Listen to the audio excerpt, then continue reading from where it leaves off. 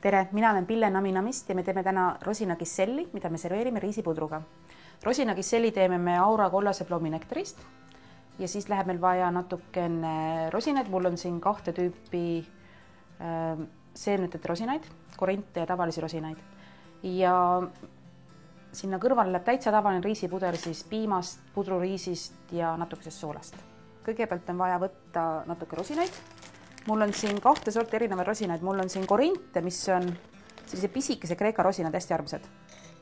Neid ei pea erinevad olema, aga lihtsalt on lõbusam, kui sellises on eri sorti rosinaid. Ja siis on tavalised sultana rosinad. Need on natuke suuremad.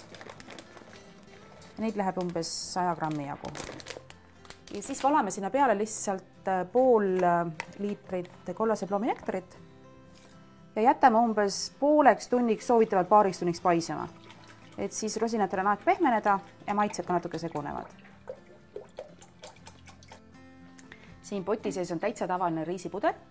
Pudru valmistamiseks võtsin 2,5 detsiliitrit vett, 2,5 detsiliitrit pudruriisi ehk ümarateravilist riisi.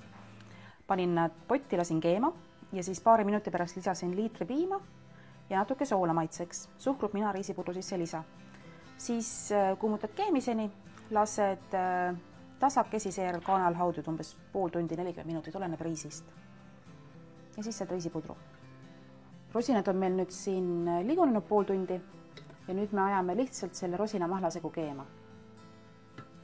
Kisselli paksendamiseks võtame supilusikade ja kartulitärklist ja segame paari supilusikade ja veega. Segame ühtluseks pastaks. Niimoodi. Ja siis segame selle kergelt podiseva kisselli hulka siin lihtsalt peene nirena.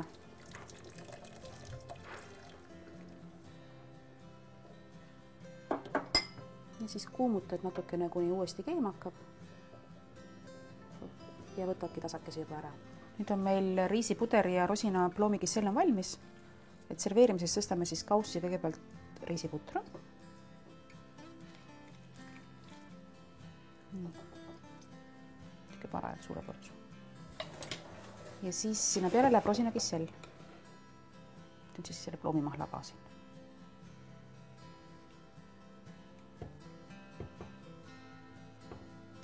Ja ongi valmis. Hästi lihtne maitse magustoit.